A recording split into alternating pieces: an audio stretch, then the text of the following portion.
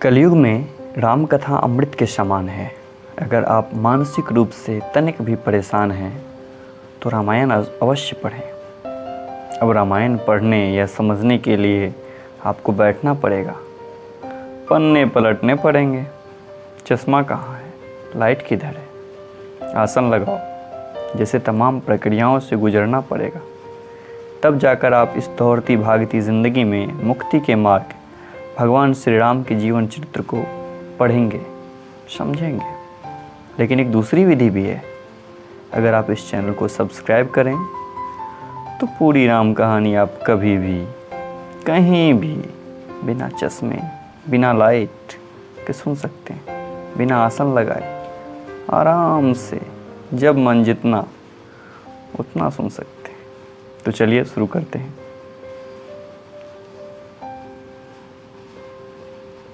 महादेव बाबा विश्वनाथ की जय, माँ पार्वती की जय, सीता रामचंद्र की जय, पवन सुत हनुमान जी की जय।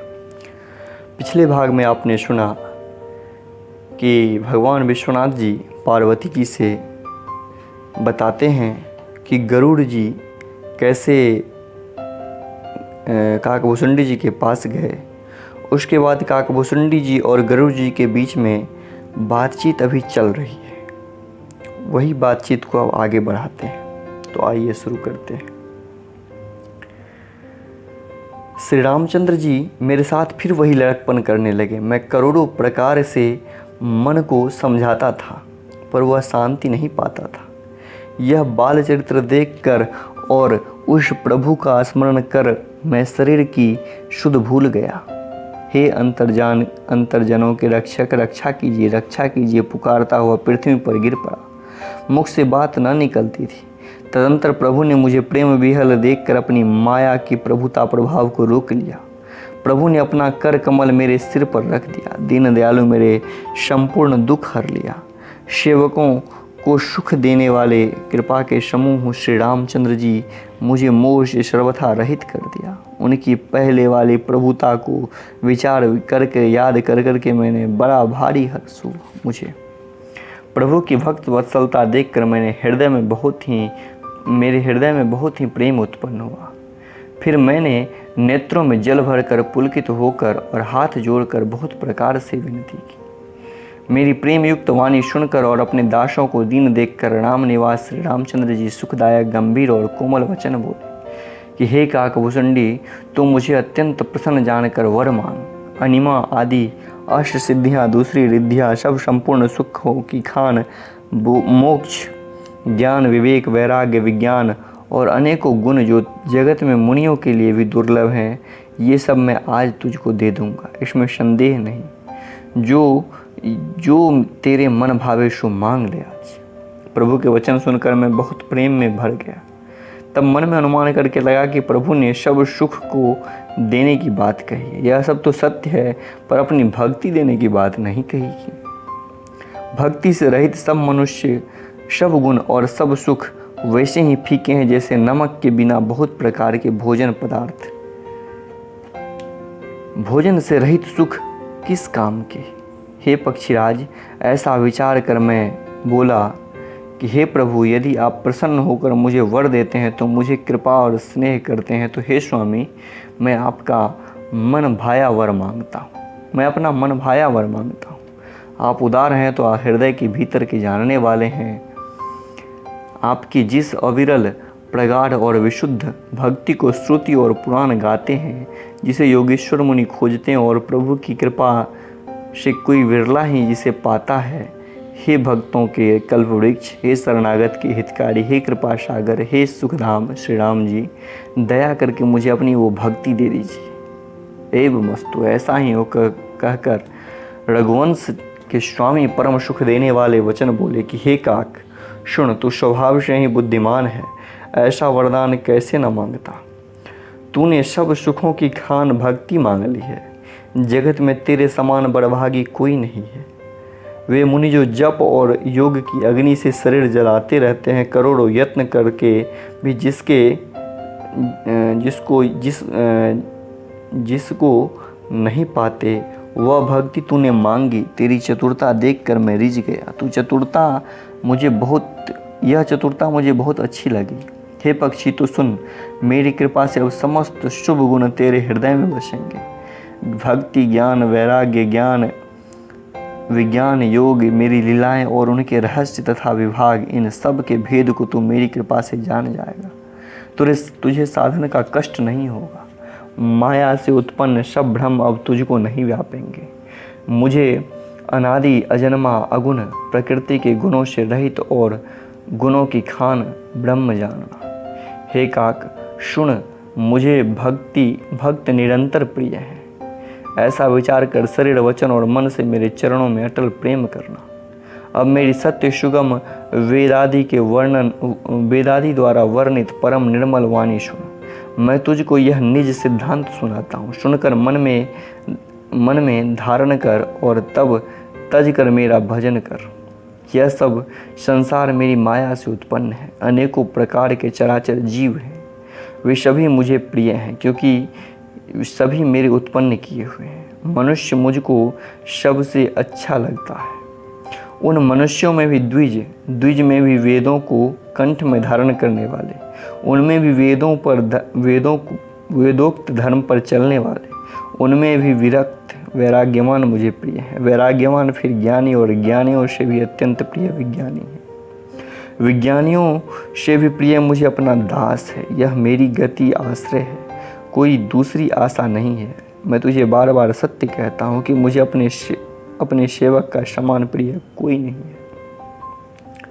भक्तिहीन ब्रह्मा ही क्यों ना हो, वह मुझे सब जीवों के समान ही प्रिय है। परंतु भक्तिमान अत्यंत नीच भी प्राणी मुझे प्राणों के समान प्रिय है।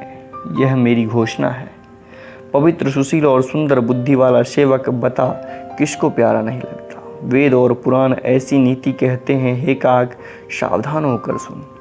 एक पिता के बहुत से पुत्र पृथक पृथक गुण, स्वभाव और आचरण वाले होते हैं। कोई पंडित होता है, कोई तपस्वी, कोई ज्ञानी, कोई धनी, कोई शूरवीर, कोई दानी, कोई सर्वज्ञ और कोई धर्मपरायण होता है। पिता के प्रेम इन सभी पर समान होता है, परंतु इनमें से यदि कोई मन, क्रम, वचन, कर्म से पिता का भक्त होता है, स्वप्न में भी दूसरा धर्म नहीं जानता, वह पुत्र पिता के प्राणों के समान प्रिय होता है, यद्यपि वह सब प्रकार से अज्ञान मूर्ख ही हो। इस प्रकार तिर्यक, पशु, पक्षी, देव, मनुष्यों और असुरों समेत जितने भी चेतन और जड़ जीव हैं, उनसे भरा हुआ यह संपूर्ण विश्व मेरा ही पैदा किया हुआ है। अतः सब पर मेरी कृपा दया है, परंतु इनमें से जो मद और माया छोड़कर मन, वचन और शरीर से मुझको भजता है, वह पुरुष, नपुंसक हो, स्त्री हो अथवा चर अचर कोई भी जीव हो, कपट छोड़कर जो भी सर्वभाव से मुझे भजता है, वह मुझे परम प्रिय है। हे पक्षी, मैं तुझसे सत्य कहता हूँ, पवित्र सेवक मुझे प्राणों के समान प्यारा है। ऐसा विचार कर जब आशा भरोसे छोड़कर मुझको भज। ऐसा विचार कर सब आशा भरोसे छोड़कर मुझको भज। तुझे काल भी नहीं व्यापेगा। निरंतर मेरा स्मरण और भजन करते रहना। प्रभु के वचनामृत सुनकर मैं तृप्त होता था। मेरा शरीर पुलकित था और मन में अत्यंत हर्षित हो रहा था। वह सुख मन और कान ही जानते। जीव से जिसका उसका वखान नहीं किया जा सकता है। प्रभु की शोभा और शोभा का वह सुख नेत्र ही जानते हैं, पर वह कैसे कह सकते हैं। उनके वाणी तो है ही नहीं। मुझे बहुत प्रकार से भलीभांति समझाकर और सुख देकर प्रभु फिर वही बालकों का खेल करने लगे। नेत्रों में जल भरकर और मुझको कुछ रूखा सा बनाकर उन्होंने माता की ओर देखा। बहुत भूख लगी है जैसे। यह देखकर माता तुरंत उठ दौड़ी और कोमल वचन कहकर उन्होंने श्री राम जी को छाती से लगा लिया। वे गोद में लेकर उन्हें दूध पिलाने लगे और श्री रघुनाथ जी की ललित लीलाएं गाने लगी। जिस सुख के लिए सुख देने वाले कल्याण स्वरूप त्रिपुरारी शिव जी ने अशुभ वेश धारण किया, उस सुख में अवधपुरी के नर नारी निरंतर निमग्न रहते हैं।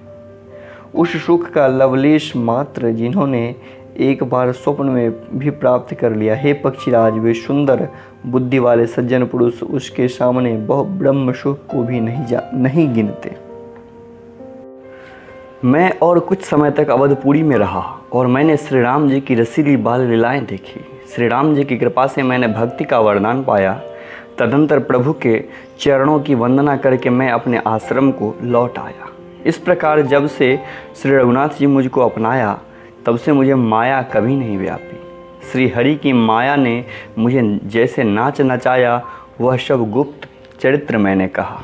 हे पक्षीराज गरुड़, अब मैं आपसे निजी अनुभव कहता हूँ। वह यह है कि भगवान के भजन के बिना कलेश दूर नहीं होते। हे पक्षीराज सुनिए, श्री राम जी की कृपा के बिना श्री राम जी की प्रभुता नहीं जाती। प्रभुता जाने बिना उन पर विश्वास नहीं जमता। विश्वास के बिना प्रीति नहीं होती और प्रीति के बिना भक्ति वैसे ही दृढ़ नहीं होती जैसे हे पक्षीराज जल की चिकनाई ठहरती नहीं। गुरु के बिना कहीं ज्ञान हो सकता है अथवा वैरागी के बिना कहीं ज्ञान हो सकता है। इसी तरह वेद और पुराण कहते हैं कि श्री हरि की भक्ति के बिना क्या कुछ सुख मिल सकता है। हे तात, स्वाभाविक संतोष के बिना क्या कोई शांति पा सकता है। करोड़ों उपाय करके पच मरिए, फिर भी क्या कभी जल के बिना नाव चल सकती है। संतोष के बिना काम का नाश नहीं होता और कामनाओं के रहते स्वप्न में भी सुख नहीं हो सकता। और श्री राम के भजन के बिना कामनाएं कहीं मिट सकती है। बिना धरती के भी कहीं पेड़ उग सकता है। विज्ञान के बिना क्या संभव आ सकता है। विज्ञान मतलब तत्वज्ञान। आकाश के बिना कोई अवकाश पोल पा सकता है। श्रद्धा के बिना धर्म नहीं होता। क्या पृथ्वी तत्व के बिना कोई गंध पा सकता है। तप के बिना क्या तेज फैल सकता है। जल तत्व के बिना संसार में क्या रस हो सकता है। पंडित जनों की सेवा के बिना क्या शील सदाचार प्राप्त हो सकता है। हे गोसाई, जैसे बिना तेज अग्नि तत्व के रूप में नहीं मिलता, निज सुख के बिना क्या मन स्थिर हो सकता है। वायु तत्व के बिना क्या स्पर्श हो सकता है। क्या विश्वास के बिना कोई भी सिद्धि हो सकती है। इस प्रकार श्री हरि के भजन बिना जन्म मृत्यु के भय का नाश नहीं होता। बिना विश्वास के भक्ति नहीं होती। भक्ति के बिना श्री राम जी पिघलते नहीं और श्री राम जी की कृपा के बिना जीव स्वप्न में भी शांति नहीं पाता। हे धीर बुद्धि, ऐसा विचार कर संपूर्ण कुतर्कों को, संदेहों को छोड़कर करुणा की खान, सुंदर और सुख देने वाली श्री रघुवीर का भजन करिए। हे पक्षीराज, हे नाथ, मैंने अपनी बुद्धि के अनुसार प्रभु के प्रताप और महिमा का गान किया है। मैंने इसमें कोई बात युक्ति से बढ़ाकर नहीं कही है। यह सब अपने आँखों देखी है। श्री राम जी की महिमा, नाम, रूप, गुण और गुणों की कथा सभी अपार और एवं अनंत हैं तथा श्री रघुनाथ जी स्वयं भी अनंत हैं। मुनिगण अपनी अपनी बुद्धि के अनुसार श्री हरि के गुण गाते हैं। वेद, शेष और शिवजी भी उनका पार नहीं पाते। आपसे लेकर मच्छर पर्यंत सभी छोटे बड़े जीव आकाश में उड़ते हैं किंतु आकाश का अंत कोई नहीं पाते। इस प्रकार हे तात, श्री रघुनाथ जी की महिमा भी अथाह है। क्या कभी कोई उसकी थाह पा सकता है। श्री राम जी का अरबों कामदेव के समान सुंदर शरीर है। वे अत्यंत कोटि दुर्गाओं के समान शत्रुनाशक हैं। अरबों इंद्र के समान उनका विश्वास है। अरबों आकाश के समान उनमें अनंत अवकाश स्थान है। अरबों पवन के समान उनमें महान बल है और अरबों सूर्य के समान प्रकाश है। अरबों चंद्रमाओं के समान वे शीतल और संसार के समस्त भय को नाश करने वाले हैं। अरबों कालों के समान वे अत्यंत दुस्तर, दुर्गम और दुरंत हैं। हे भगवान, अरबों धूमकेतुओं, पुच्छर तारे के समान अत्यंत प्रबल हैं। अरबों पाताल के समान प्रभु अथाह हैं। अरबों यमराज के समान भयानक हैं। अत्यंत कोटि के तीर्थ के समान वे पवित्र करने वाले हैं। उनका नाम संपूर्ण पाप समूह को नाश करने वाला है। श्री रघुवीर करोड़ों हिमालय के समान अचल हैं और अरबों समुद्र के समान गहरे हैं। भगवान अरबों कामधेनुओं के समान सब कामनाओं को देने वाले हैं। उनमें अत्यंत कोटि सरस्वती के समान चतुरता है। अरबों ब्रह्माओं के समान सृष्टि रचना की निपुणता है। वे करोड़ों विष्णुओं के समान पालन करने वाले और अरबों रुद्र के समान संहार करने वाले। वे अरबों कुबेर के समान धनवान और करोड़ों माया के समान सृष्टि के खजाने हैं। बोझ उठाने में वे अरबों शेषों के समान हैं। अधिक क्या, जगदीश्वर प्रभु राम जी की सभी बातें सीमा रहित और उपमा रहित है।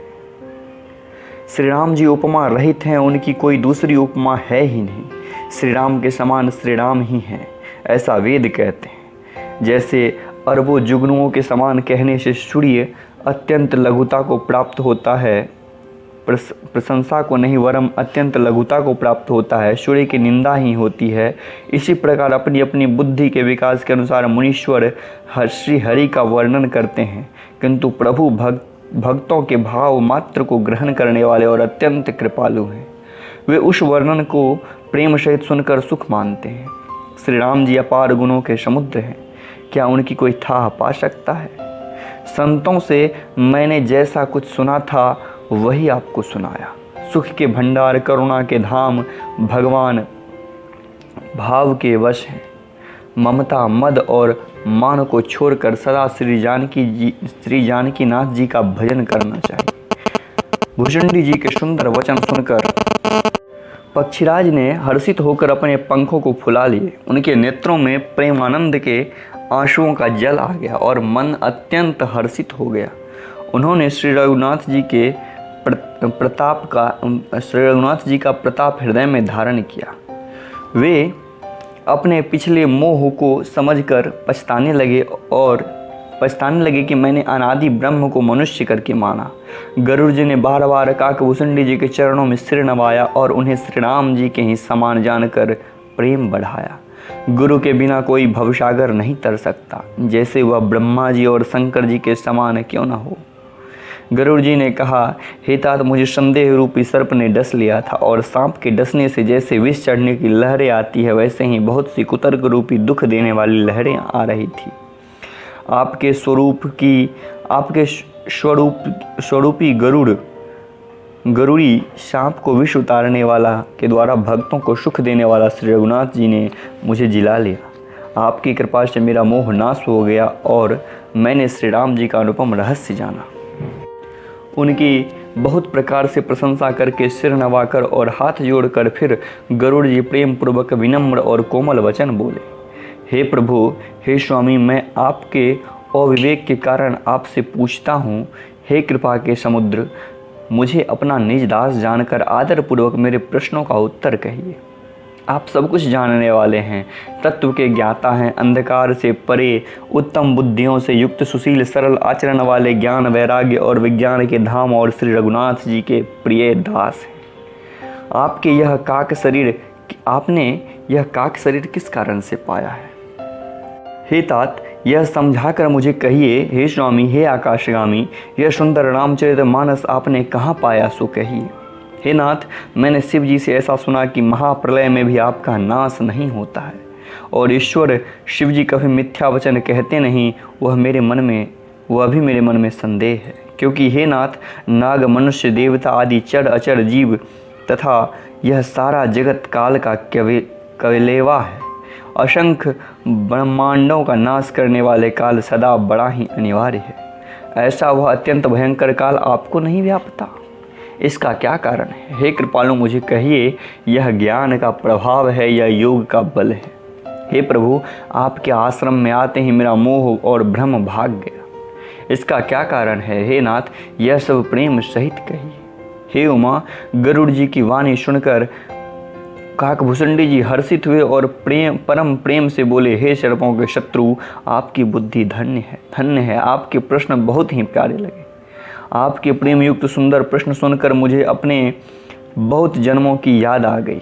मैं अपनी शब कथा विस्तार से कहता हूँ। हे तात, आदर सहित मन लगाकर सुनिए। अनेक जप, तप, यज्ञ, शम, मन को रोकना, दम, इंद्रियों को रोकना, व्रत, दान, वैराग्य, विवेक, योग, विज्ञान आदि सब का फल श्री रघुनाथ जी के चरणों में प्रेम होना है। इसके बिना कोई कल्याण नहीं पा सकता। मैंने इसी शरीर से श्री राम जी की भक्ति प्राप्त की है। इसी से इस पर मेरी ममता अधिक है, जिससे अपना कुछ स्वार्थ होता है, उस पर सभी कोई प्रेम करते हैं। हे गरुड़ जी, वेदों में मानी हुई ऐसी नीति है कि सज्जन भी कहते हैं कि अपना परम हित जानकर अत्यंत नीच से भी प्रेम करना चाहिए।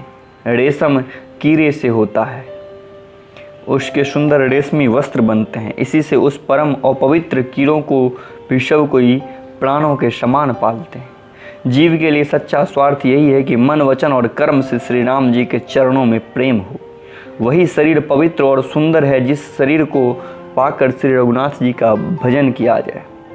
जो श्री राम जी के विमुख है वह यदि ब्रह्मा जी के समान शरीर पा जाए तो भी कवि और पंडित उसकी प्रशंसा नहीं करते। इस शरीर से मेरे हृदय में राम भक्ति उत्पन्न हुई, इसी से हे स्वामी यह मुझे परम प्रिय है। मेरा मरण अपनी इच्छा पर है, परंतु फिर भी मैं इस शरीर को नहीं छोड़ता, क्योंकि वेदों ने वर्णन किया है कि शरीर के बिना भजन नहीं होता। पहले मोह ने मेरी बड़ी दुर्दशा की, श्री राम जी के विमुख होकर मैं कभी सुख से नहीं सोया। अनेकों जन्मों में मैंने अनेकों प्रकार के योग, जप, तप, यज्ञ और दान आदि कर्म किए। हे गुरु जी, जगत में ऐसी कौन योनि है जिसमें मैंने बार बार घूम फिर कर जन्म ना लिया हो। हे गोसाई, मैंने सब कर्म करके देख लिए, पर अब इस जन्म की तरह मैं कभी सुखी नहीं हुआ। हे नाथ, मुझे बहुत से जन्मों की याद है, क्योंकि श्री शिव जी की कृपा से मेरी बुद्धि को मोह ने नहीं घेरा। हे पक्षीराज सुनिए, अब मैं अपने प्रथम जन्म के चरित्र कहता हूँ, जिन्हें सुनकर प्रभु के चरण में प्रीति उत्पन्न होती है, जिससे सब कलेश मिट जाते हैं।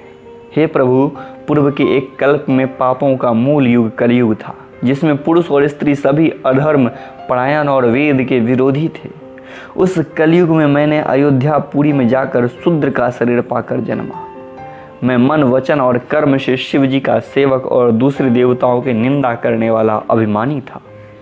मैं धन के मद से मत वाला, बहुत सी बकवादी और उग्र बुद्धि वाला था। मेरे हृदय में बड़ा भारी दंभ था। यद्यपि मैंने श्री रघुनाथ जी की राजधानी में रहता था, तथापि मैंने उस समय उनकी महिमा कुछ नहीं जानी। अब मैंने अवध का प्रभाव जाना। वेद, शास्त्रों और पुराणों ने ऐसा गाया कि किसी भी जन्म में जो कोई अयोध्या में बस जाता है वह अवश्य ही श्री राम जी के परायण हो जाएगा। अवध का प्रभाव जीव तभी जानता है जब हाथ में धनुष धारण करने वाले श्री राम जी उसके हृदय में निवास करते हैं। हे गरुड़ जी, वह कलिकाल बड़ा ही कठिन था। उसमें सभी नर नारी पाप परायण, पापों में लिप्त थे। कलयुग के पापों ने सब धर्मों को ग्रस लिया था। सदग्रंथ लुप्त हो गए थे। दंभियों ने अपनी बुद्धि की कल्पना करके बहुत से पंथ प्रकट कर दिए। यही कलयुग है। आज भी देख लीजिए, कई सारे पंथ हो गए हैं। सभी लोग, अब का प्रसंग बहुत ही मार्मिक होगा, क्योंकि अब कहानी कलयुग की है। यह कलयुग पहली बार नहीं है। तो अब थोड़ा ध्यान से सुनिएगा कि सभी लोग मोह के वश हो गए। शुभ कर्मों को लोभ ने हड़प लिया। हे ज्ञान के भंडार, श्री हरि के वाहन, सुनिए अब मैं कले के कुछ धर्म कहता हूँ। कलयुग में ना वर्ण धर्म रहता है, ना चारों आश्रम रहते हैं। सब पुरुष स्त्री वेद के विरोध में लगे रहते हैं। ब्राह्मण वेदों को बेचने वाला और राजा प्रजा को खा डालने वाले होते हैं। वेद की आज्ञा कोई नहीं मानता। जिसको जो अच्छा लग जाए वही मार्ग है। जो डिंग मारता है वही पंडित है। जो मिथ्या आरंभ करता है, आडंबर रचता है, जो दंभ में रत है, उसी को सब कोई संत कहते हैं। जो जिस किसी प्रकार से दूसरे की धन हरण कर ले वही बुद्धिमान है। जो दंभ करता है वही बड़ा आचारी है।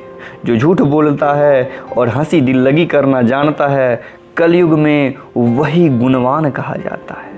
जो झूठ बोलता है और हंसी दिल लगी करना जानता है, कलयुग में वही गुणवान कहा जाता है। जो आचारहीन है और जो वेद मार्ग को छोड़े हुए हैं, कलयुग में वही ज्ञानी और वही वैराग्यवान है। जिसके बड़े बड़े नख और लंबी लंबी जटाएं हैं, वही कलयुग में प्रसिद्ध तपस्वी है। जो अमंगल वेश और अमंगल भूषण धारण करते हैं और भक्ष अभक्ष, खाने योग्य और न खाने योग्य सब कुछ खा लेते हैं, वे ही योगी हैं, वे ही सिद्ध हैं और वे ही मनुष्य कलयुग में पूज्य हैं। जिनके आचरण दूसरों का अपकार करने वाली है, उन्हीं का बड़ा गौरव होता है और वे ही सम्मान के योग्य होते हैं। जो मन वचन और कर्म से लबार झूठ बोलने वाले हैं, वे ही कलयुग में वक्ता माने जाते हैं।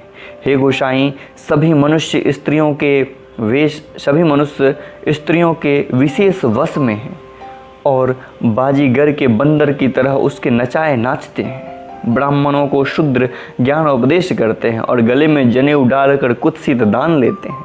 सभी पुरुष काम और लोभ में तत्पर और क्रोधी होते हैं।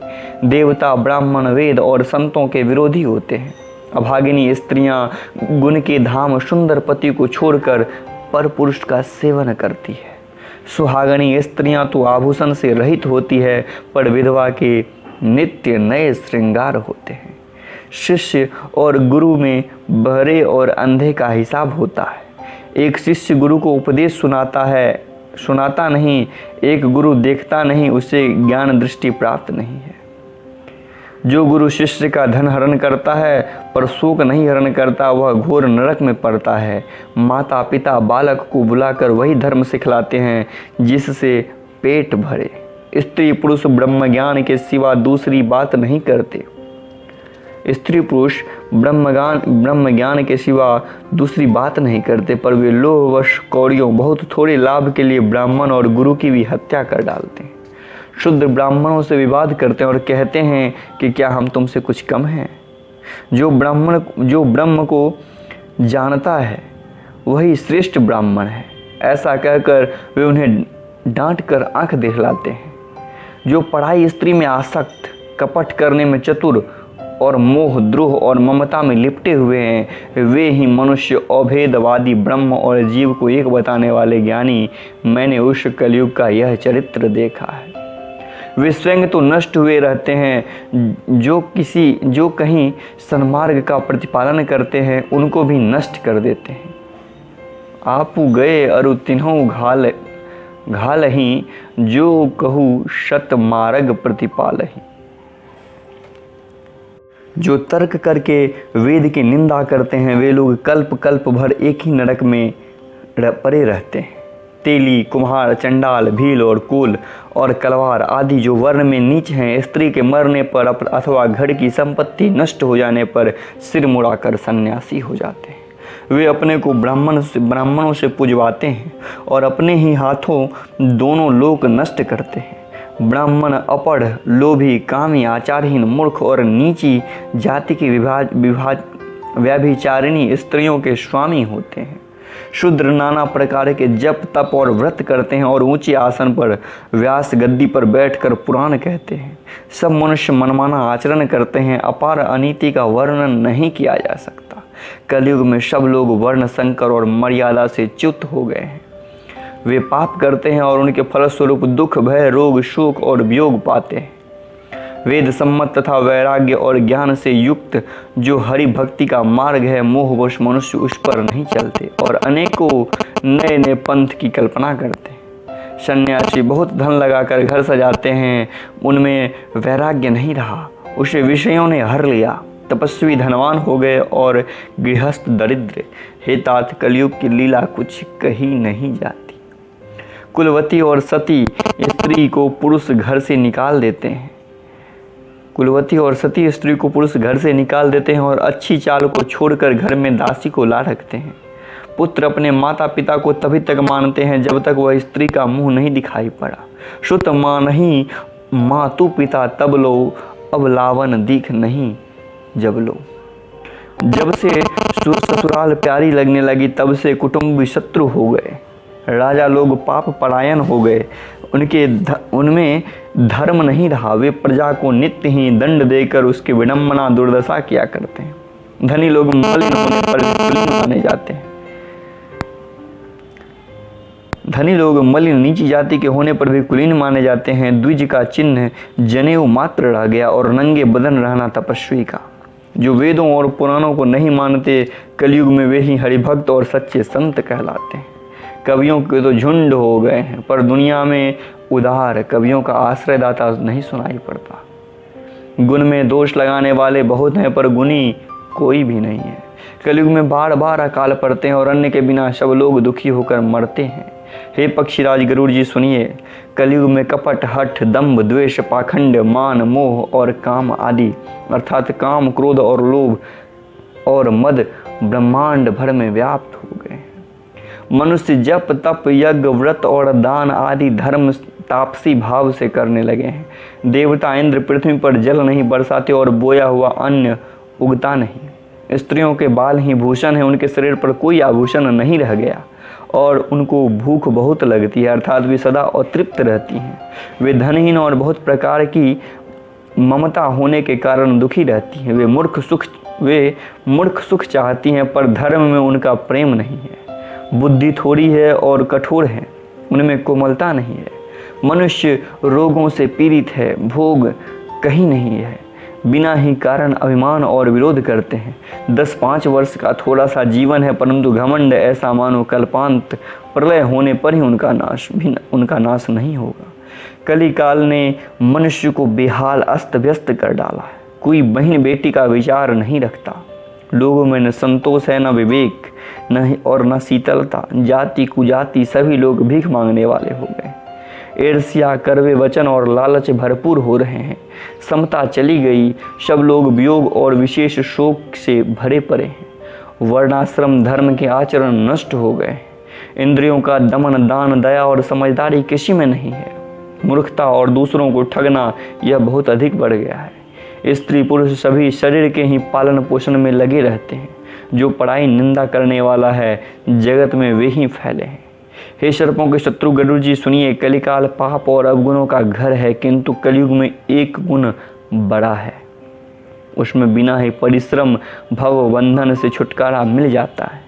सतयुग, त्रेता और द्वापर में जो गति पूजा, यज्ञ और योग से प्राप्त होती है वही गति कलयुग में केवल भगवान के नाम से पा जाते हैं। सतयुग में सब योगी और विज्ञानी होते हैं। हरि का ध्यान करके सब प्राणी भवसागर से तर जाते हैं। त्रेता में मनुष्य अनेक प्रकार के यज्ञ करते हैं और सब कर्मों को प्रभु के समर्पण करके भवसागर से तर जाते हैं।